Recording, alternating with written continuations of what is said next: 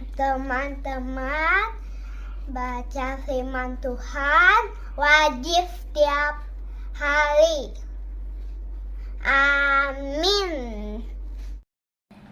Salam, selamat pagi dan selamat berjumpa kembali di channel TPKK Japiter Tinambunan.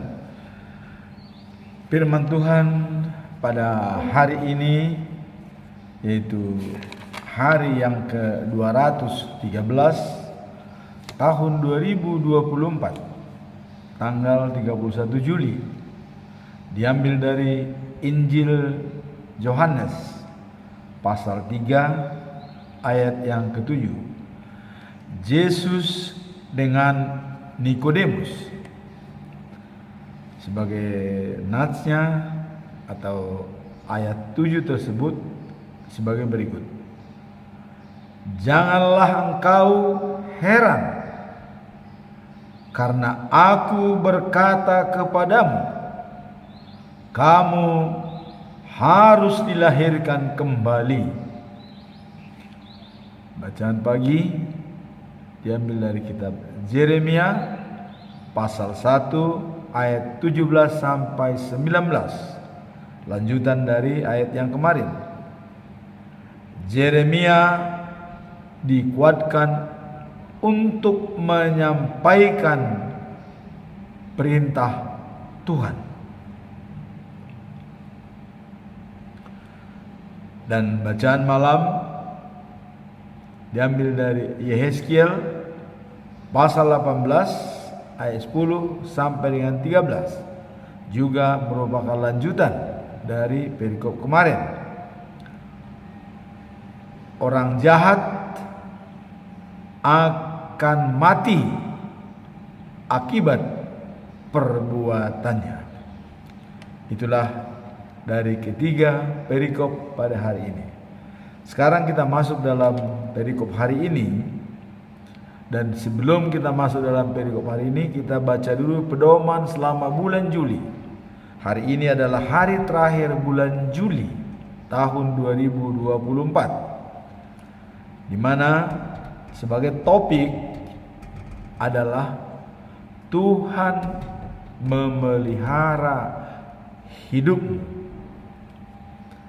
Dan ayat inti khusus untuk bulan Juli Filipi pasal 4 ayat 19 berbunyi demikian. Allahku akan memenuhi segala keperluanmu menurut kekayaan dan kemuliaannya dalam Yesus Kristus. Itulah selama 1 bulan penuh yang kita pedomani, setiap hari diberikan 1 ayat untuk 1 bulan penuh. Dan besok adalah bulan baru yaitu Agustus, tentu dengan perikop yang berbeda dan topik yang berbeda.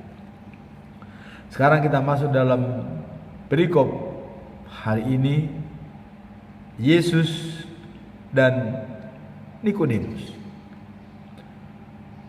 Ada apa Yesus dengan Nikodemus? Nikodemus seorang pemimpin Yahudi dan ahli dalam bidang hukum Taurat. Dia seorang Farisi. Dan dia datang kepada Yesus pada waktu malam-malam untuk mencari pengertian lebih dalam tentang ajaran-ajaran Yesus. Kita melihat ada dialog di antara Yesus dengan Nikodemus. Dalam Yohanes pasal 3 ayat 5 dikatakan, ya, Aku berkata kepadamu, sesungguhnya jika seorang tidak dilahirkan dengan air dan roh, ia tidak dapat masuk ke dalam kerajaan Allah. Jadi apabila seseorang tidak dilahirkan kembali atau dibaptis dengan air dan roh, dia tidak berhak sebagai pewaris kerajaan Allah. Dalam pasal 3 ayat 1 sampai 6 adalah sebagai dasar dalam ayat yang ke-7 untuk dilahirkan kembali dengan baptisan kudus. Nah, mari kita lihat dialog daripada Tuhan Yesus dengan Nikodemus. Nikodemus berkata, "Kami tahu Bapa diutus Allah." Ini Nikodemus. Sebab, kata Nikodemus, tak seorang pun dapat membuat keajaiban seperti yang Bapa buat kalau Allah tidak menyertai dia. Jadi pernyataan daripada Nikodemus sangat bijak. Dia mengakui bahwa Yesus adalah utusan Allah dan tidak mungkin bisa membuat suatu keajaiban, seperti menyembuhkan orang sakit, menyembuhkan orang yang masukkan roh setan, menghidupkan orang mati. Tidak mungkin dibuat kalau bukan Allah yang menyertai. Nah, maka Nikodemus ini untuk melihat sejauh mana dia menjelaskan pengertian tentang hal ini. Nah, dan dengan adanya statement Nikodemus bahwa dia adalah utusan Allah, dan tak seorang pun yang bisa berbuat seperti itu kalau bukan Allah yang menyertai. Bagaimana tanggapan Yesus masalah ini? Yesus menjawab, "Percayalah, tak seorang pun dapat menjadi anggota jemaat Allah kalau tidak dilahirkan kembali." Nah, ini dikatakan tidak mungkin menjadi anggota jemaat Allah kalau bukan dilahirkan kembali. Kenapa Yesus mengatakan dilahirkan kembali? Karena sejak manusia pertama Adam, yang bisa ditipu oleh iblis atau ular yang cerdik itu, dia sudah berdosa, dan mereka ditipu bersama dengan Hawa, dan dikatakan tidak benar, itu dilarang oleh Allah. Kalau itu kalian makan sama dengan Allah, dia tertipu. Nah, dengan demikian maka itu sudah ketetapan bahwa manusia sejak Adam, keturunan Adam semua itu sudah berdosa sejak lahir. Jadi kalau tidak dilahirkan kembali, dihapus dosanya, tidak berhak sebagai pewaris kerajaan surga. Nah, Yesus mengatakan dilahirkan kembali. Nah, Nikodemus bilang, masa orang dewasa dilahirkan kembali? Bagaimana dia bisa kembali ke dalam kandungan ibunya? Dia sudah dewasa, sudah besar. Mana mungkin? Tidak mungkin, katanya. Nah, itu Nikodemus itu mengatakan. Datang Yesus mengatakan, manusia secara jasmani dilahirkan oleh orang tua, tetapi secara rohani dilahirkan oleh roh Allah. Nah, jadi sudah dilahirkan manusia secara jasmani, fisik, tapi secara rohani dia dilahirkan oleh roh Allah. Nah, kemudian coba Yesus mengatakan bahwa jangan heran Kalau aku mengatakan kamu semua harus dilahirkan kembali. Kemudian Yesus juga menjelaskan kepada Nikodemus, mencontohkan seperti angin. Angin bertiup kemana ia mau. Kita mendengar bunyinya, tetapi tidak tahu dari mana datangnya dan mau kemana perginya. Nah, begitu juga dengan orang yang dilahirkan dengan roh Allah. Itu contoh.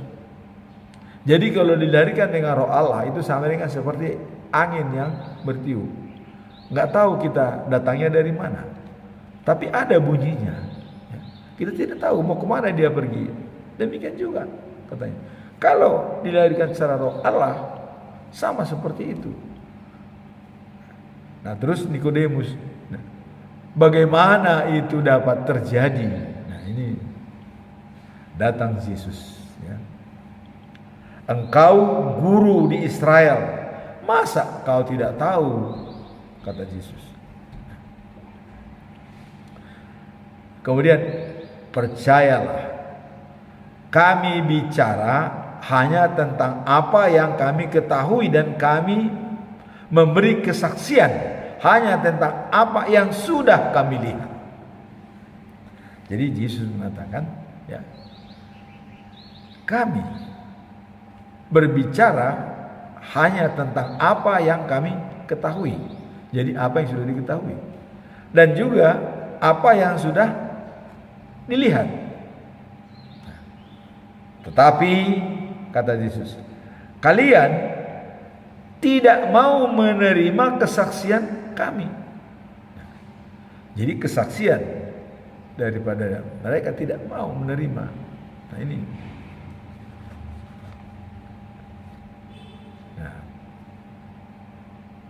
Lihat. Kalian tidak mau menerima kesaksian kami. Kalian tidak percaya kalau saya menceritakan kepadamu mengenai hal-hal dari dunia ini. Bagaimana kalian dapat percaya kalau saya menceritakan kepadamu tentang hal-hal surga? Kalian pasti bertanya, ya, siapa yang pernah naik ke surga? Ya. Nah, Yesus mengatakan hanya Dia yang turun dan naik ke surga. Ialah anak manusia Yesus Kristus. Nah, jadi yang naik ke surga, yang sudah tahu tentang surga itu adalah Yesus. Kalau manusia belum ada, karena belum pernah ada yang naik ke surga, hanya Yesus. Nah, contohnya dikatakan itu seperti Musa, ya, katanya. Waktu Musa menaikkan ular dalam pohon atau tongkatnya, ya, untuk membuat keajaiban, ya, ular tembaga, ya. Waktu di padang gurun itu kejadiannya dengan waktu Israel keluar dari Mesir, dia membuat ular pada tongkat tembaga untuk supaya karena banyak orang yang disederai oleh ular dan mati. Begitu ini dibuatlah ular yang tembaga untuk bisa menyembuhkan semua orang. Demikian juga katanya, begitu juga anak manusia katanya, harus dinaikkan supaya semua orang percaya padanya dapat hidup, ya, kekal dan sejati. Nah, jadi di sini merupakan syarat mutlak, ya, dilahirkan kembali dengan roh Allah. Karena secara fisik kita sudah berdosa. Maka untuk memperbaiki dosa yang sudah dibuat oleh Adam itu, maka dilahirkan kembali dengan baptisan air dan roh Allah. Inilah yang disampaikan oleh Yesus tentang manusia harus dilahirkan kembali. Banyak orang memang tidak mengerti bagaimana bisa dilahirkan kembali. Nikodemus bilang, dikembalikan ke rahim ibunya. Nah, jadi Yesus mengatakan, dilahirkan kembali itu adalah dari tadinya kalau Paulus mengatakan kita gelap, maka terbitlah terang. Setelah dilahirkan kembali, diberikan baptisan kudus dengan air dan roh Allah. Itulah orang yang sudah dilahirkan kembali, sehingga dia akan berhak menjadi pewaris kerajaan surga. Nah, sehingga demikian Nikodemus dapat mengerti orang yang dilahirkan kembali itu adalah dengan baptisan kudus untuk pewaris kerajaan surga. Nah, makanya pada waktu Yesus mau naik ke surga, pesan terakhir adalah beritakan firman-Ku, ya, ke semua manusia yang ada di dunia. Semua, bukan hanya orang Yahudi, semua manusia. Baptis mereka dalam namaku, dalam nama Allah dan nama Roh Kudus. Itu adalah syarat mutlak untuk menjadi pewaris kerajaan surga. Dan pesankan kepada mereka yang dibaptis menjadi pewaris kerajaan surga. Yang tidak dibaptis, dia tidak bisa menjadi pewaris kerajaan surga. Itu sudah ketetapan, tidak bisa dinego. Yang dibaptis hidup, yang tidak dibaptis mati. Mati di sini adalah mati secara roh, walaupun fisiknya masih hidup. Begitulah kira-kira. Nah, itulah artinya perbicaraan antara Nikodemus dan Yesus untuk dilahirkan kembali sesuai dengan ayat hari ini. Janganlah engkau heran karena aku berkata kepadamu, kamu harus dilahirkan kembali. Kita tambah, supaya dapat menjadi anggota keluarga kerajaan Allah. Nah, kemudian bacaan pagi kita lihat dalam hari ini diambil dari kitab Yeremia pasal 1 ayat 17 sampai dengan 19. Ini bacaan pagi. Kemarin ada pesan Allah kepada Yeremia tentang penglihatan. Penglihatan pertama, dahan pohon gadang. Dahan pohon badam ini artinya Allah mengatakan, aku menjaga agar semua yang kukatakan menjadi kenyataan. Jadi di sini ditunjukkan integritas daripada Tuhan Allah sesuai kata dengan perbuatan. Apa yang sudah diucapkan oleh Tuhan itu pasti terjadi. Tidak boleh ditawar-tawar lagi. Misalnya, Tuhan akan datang ke dunia untuk menghakimi orang-orang yang ada di dunia. Itu pasti ada. Cuman itu kapan? Itu adalah hak prerogatif Tuhan. Inilah tadi penglihatan pertama, bahwa semua apa yang dikatakan Tuhan dijaga agar itu menjadi kenyataan.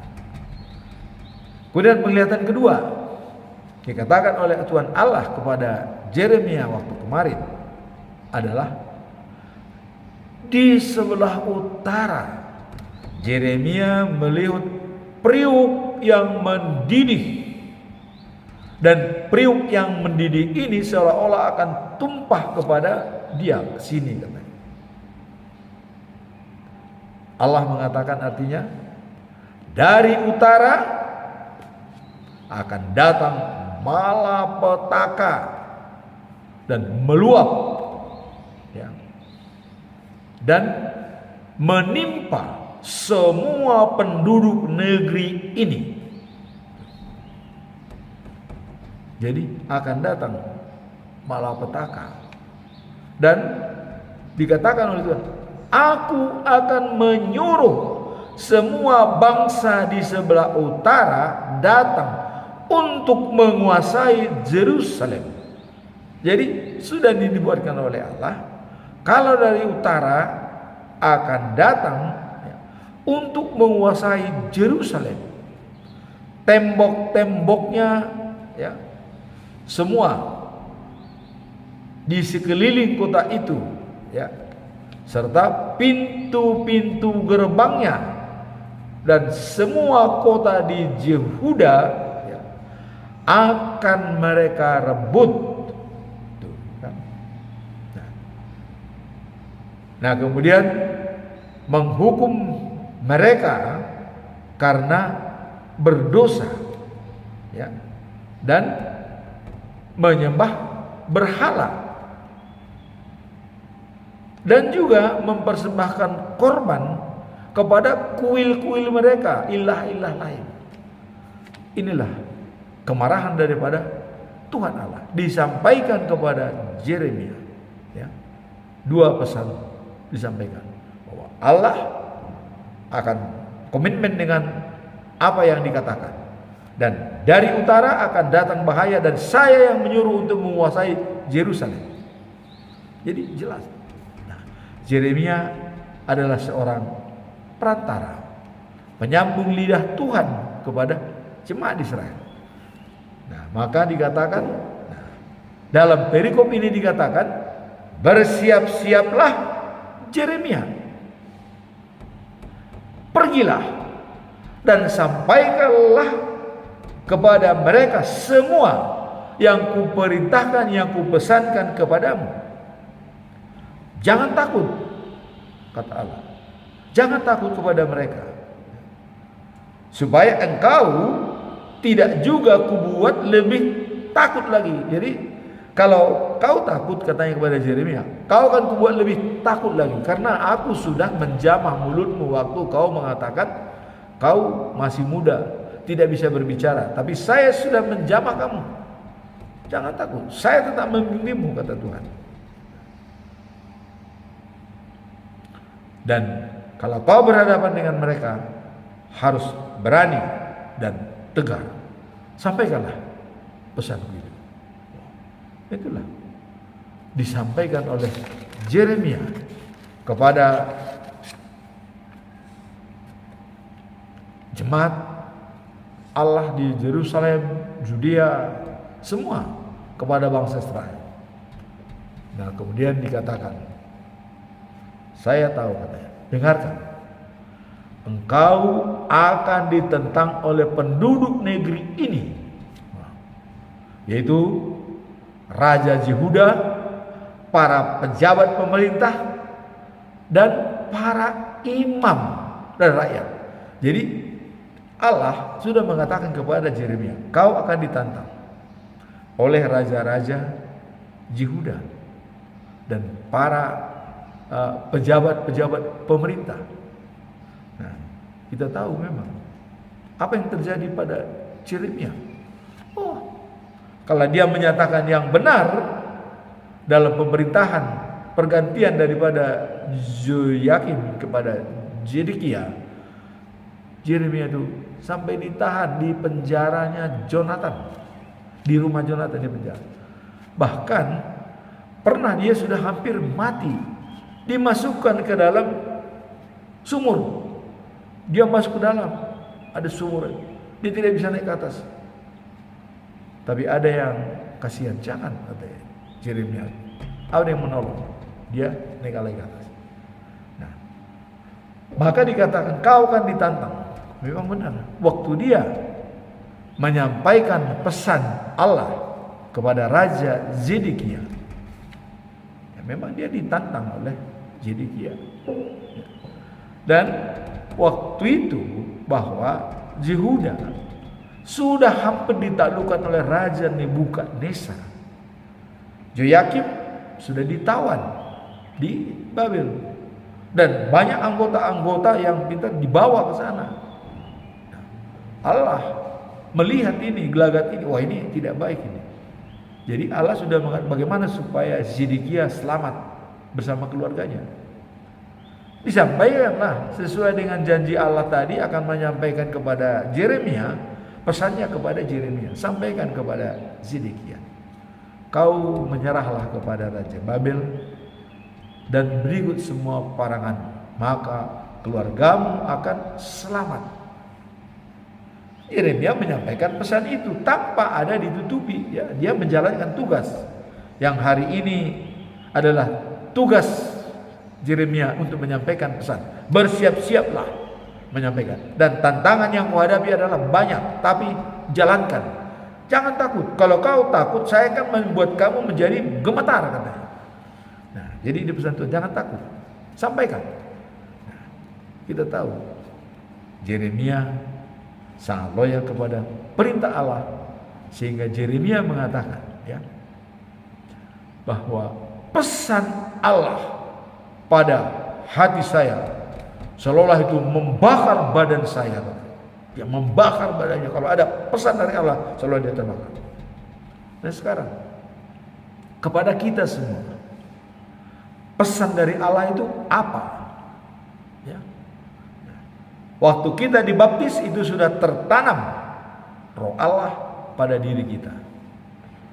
Dan pada waktu kita melangsungkan sidi, ya, pendewasaan iman, ada firman Tuhan yang tertanam pada diri kita. Apakah itu kita pakai sebagai modal kita? Coba. Ya. Ada orang sudah tahu CD-nya, ya, dikatakan bahwa kamu harus mengampuni keluargamu dan semua supaya kamu bisa selamat. Tapi begitu bersalah keluarganya, dia tidak mau mengampuni, malah membela kesalahan tersebut. Nah, itu salah besar. Salah besar. Dan itu hidupnya bisa gentayangan tidak jelas. Ya, coba. Itu pesan dari surat sini itu adalah jelas itu. Dan ada orang, ya, kau akan mendapatkan apa yang kamu capai apabila kamu percaya.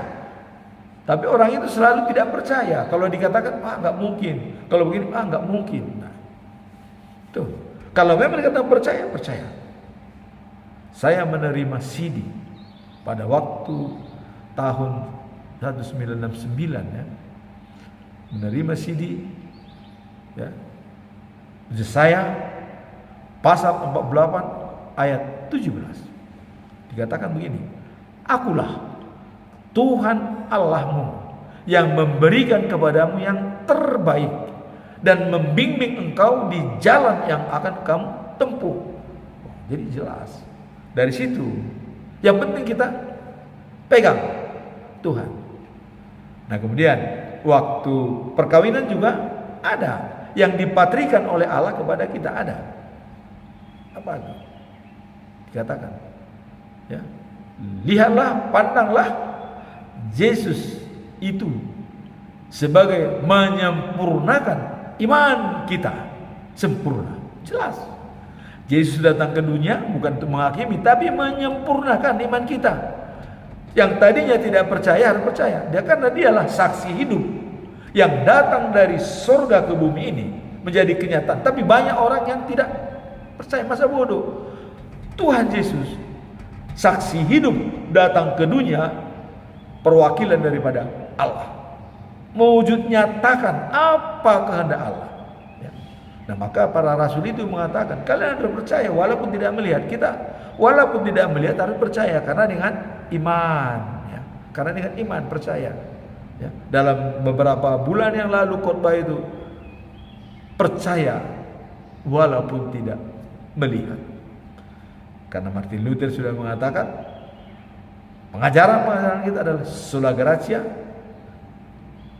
anugerah, keselamatan anugerah, Sola fide, kita dibenarkan karena iman percaya. Sola scriptura, hanya Alkitab yang menjadi kebenaran firman Tuhan tersebut. Sola fide dan sola gratia, itu ditetapkan dalam Alkitab. Jadi jelas, ya. Nah, jadi seperti Yeremia mengatakan bahwa dalam pasal 31 ayat 33, perjanjian baru yang dibuat oleh Allah kepada manusia. Apa perjanjian baru itu? Hukum-hukumku kutaruh dalam batinmu, kutulis dalam hatimu, supaya aku menjadi Allahmu, engkau menjadi umatku. Nah, yang ditulis itu pada waktu kita sidi, ditulis, ya, ditaruh dalam batin kita. Waktu pendeta menyampaikan pendewasaan iman kepada kita, itulah tulisan yang dikatakan oleh Yeremia pasal 31 ayat 33. Itu tulisan pertama. Tulisan kedua, waktu kita melangsungkan perkawinan. Tapi bagi orang yang tidak pernah kawin, ini tidak ada, ya. Saya katakan, pandanglah Yesus untuk menyempurnakan imanmu sesempurna mungkin. Ada satu lagi yang dipatrikan oleh Tuhan kepada kita kalau kita menjadi hamba Tuhan. Saya tahun 92 diangkat menjadi hamba Tuhan. Apa ayatnya? Ya. Ayatnya adalah khotbah Petrus waktu berhadapan dengan guru-guru agama. Apa dikatakan? Petrus, kamu tidak boleh lagi mengajar atas nama Dia, Yesus, katanya. Datang Yesus, kalianlah yang menyalibkan Tuhan kita. Kalian adalah sangat bodoh, kata Petrus, dilawan. Terus Petrus membuat pernyataan, ya. Kami lebih percaya kepada Tuhan daripada manusia. Itulah dikatakan Petrus. Waktu dia dari penjara keluar, diadili oleh guru-guru agama, ya, sama imam-imam. Jangan lagi kamu memberitakan firman Tuhan atas nama Yesus, katanya, nggak boleh lagi. Tapi Yesus mengatakan, kami harus lebih percaya kepada Tuhan daripada manusia. Bahasa Bataknya, ikon olowando iba di debata asa di jolma. Itulah. Dan itu kebetulan waktu saya ditahbiskan menjadi sintua, itulah ayat yang saya pegang. Ikon olowando iba di debata asa di jolma, dalam Kisah Para Rasul itu, ya, 5:29. Nah, itulah yang menjadi pegangan kita.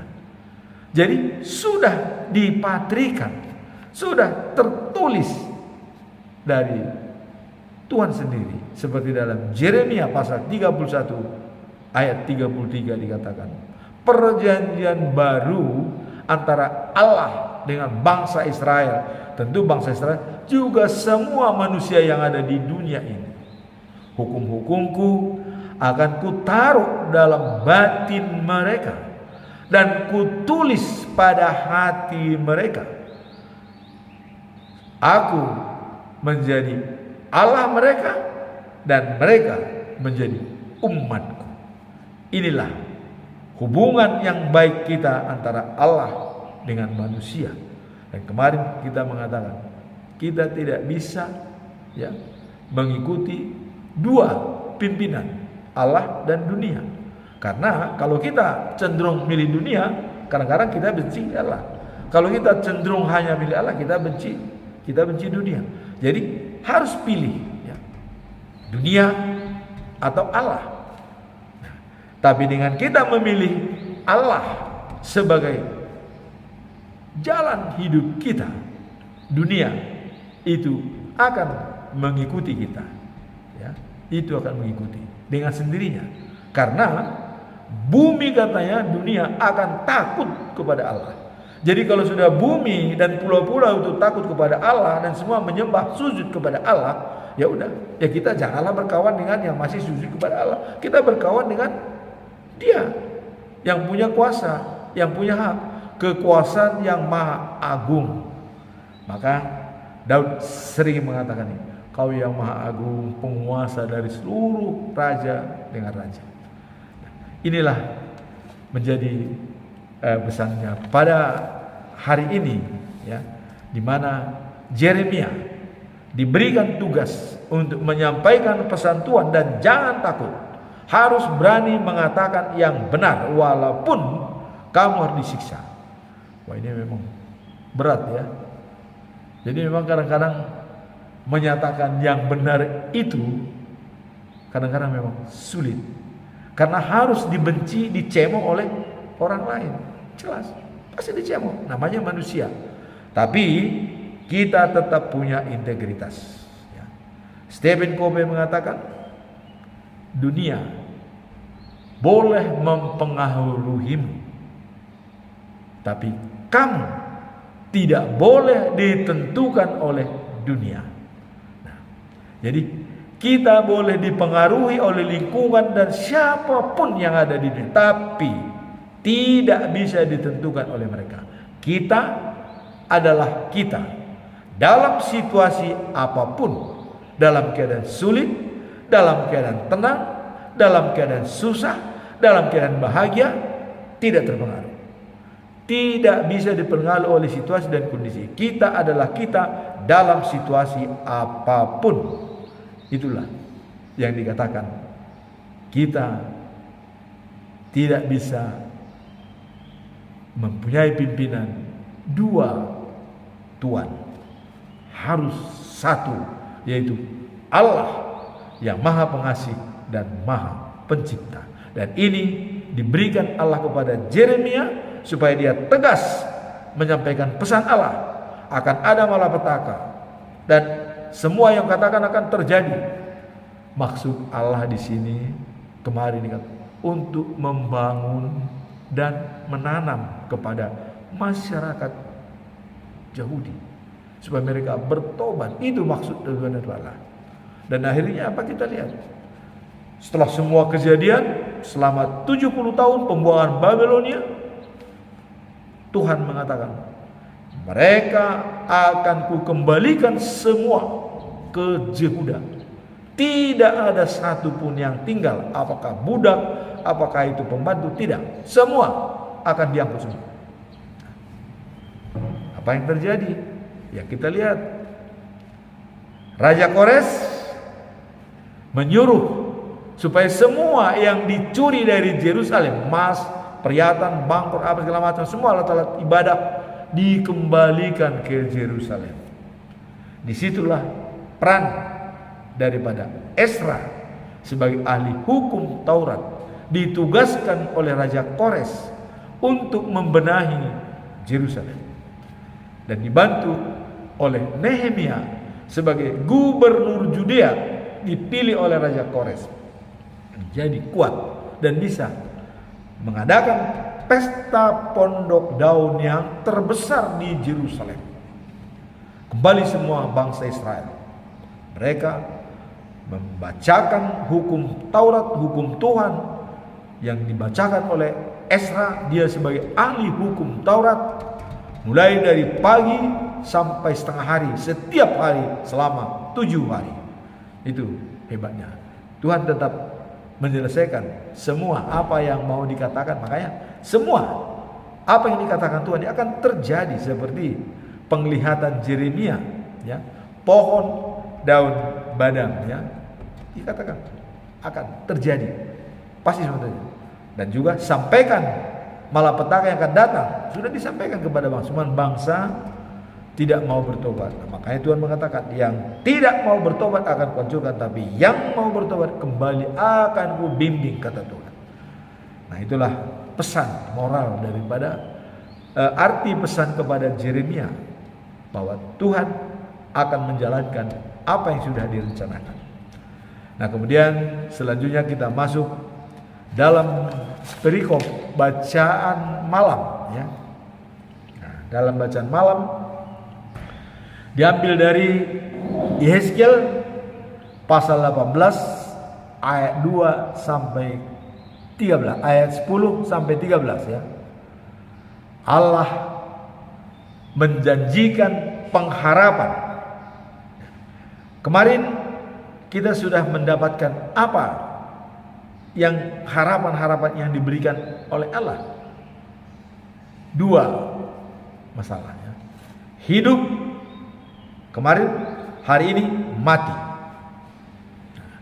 Allah sudah mengatakan, ya, dasar-dasar orang yang kemarin supaya hidup apa itu? Ya. Orang yang baik, adil dan jujur. Tidak menyembah berhala atau memakan korban persembahan di tempat-tempat pemujaan atau dewa atau kuil-kuil, ya. Tidak.